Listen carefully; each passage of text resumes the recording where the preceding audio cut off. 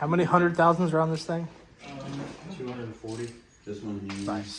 I actually wore a wife beater every time I drove this thing. Yeah. Jack stands on the control arm. So all weight should be like on It's raining clutch. No. And believe me, we didn't cut out enough. Whatever you can do to save from anything on that truck. I've seen no material on this clutch. Really? Not from up top. Still Oh my goodness. How's it Look at the pressure plate. This still has. It's not as material. not as bad as I expected. Spots on Yeah. Yeah. I mean, it's definitely not good. You can see where the pucks are supposed to be. Yeah. Ding, ding, ding, Yeah, ding, wore the ding, rivets ding. off. Nah, if it wore the rivets off, you'd hear it. Fuck that. It's not as bad as I was. It's not as bad as I thought, but those hot spots are pretty. They are. It's several layers of steel there. It's like 2 or 3, I think. So it's structure. Yeah.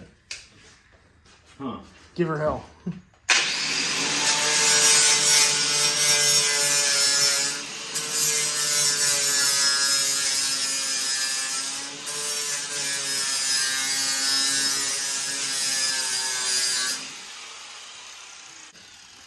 It's mostly just that one This thing's pretty abrasive. big asshole. It's a flap disc, so yeah, they're always pretty I gnarly. don't want to take off more than I need to. Wow. Let me stick my hand in there. Need a tetanus shot. Ooh. Can you get to that from the inside the wheel well? Did you take the wheel off? Well, yeah, I know. But, Corner. You can see it though. you can see if there's any rust on the other side you got to knock down. Yeah, it's not Well, good. yeah, there's like layers there, so that it's that lower layer that's rusted and then coming through. Basically, we need to clean that up and see where we're at. Oh yeah, that's tasty. Well, I guess we gotta start peeling that shit off. Let me see. take a wire wheel and just start fucking laying into it. I'm gonna cut it.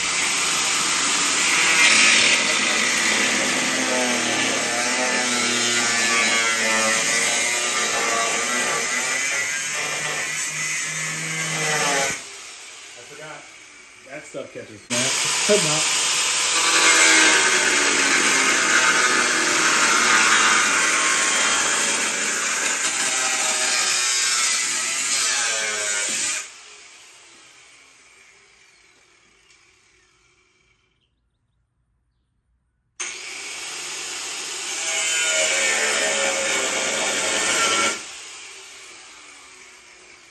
Jack stands on the control arm, so it should be.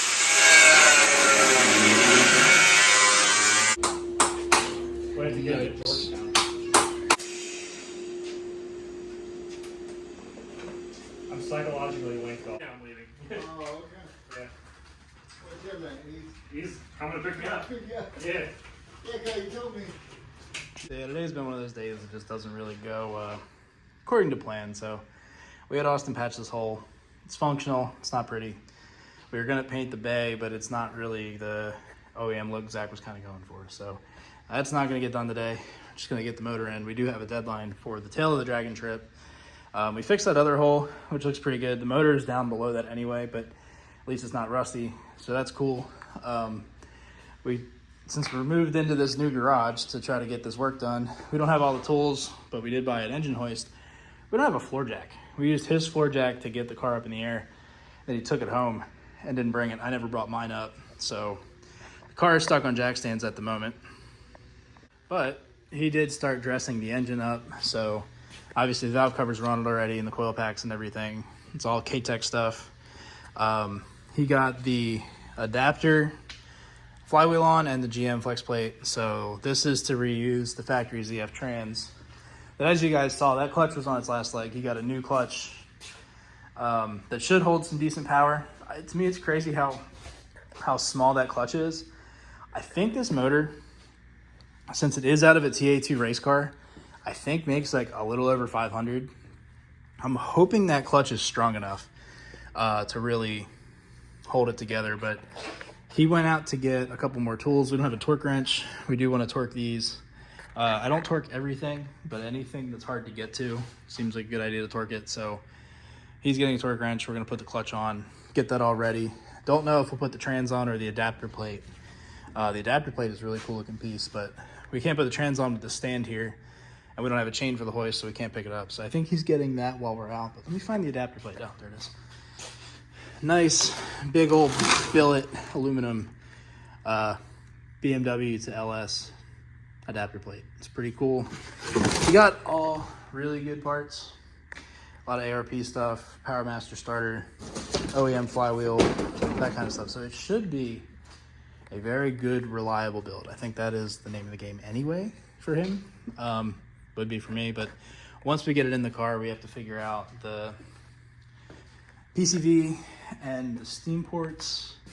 So K-Tech drilled ahead and tapped it for a fitting instead of using those weird little O-rings, which I think is cool because those leak a lot, at least the aftermarket ones. When you start making your own ones, I have found it hard to get them to seal. If you can go back and watch the video on my C5. We did mine like 4 times with different fittings and different O-ring setups and stuff. So this is a -3 fitting.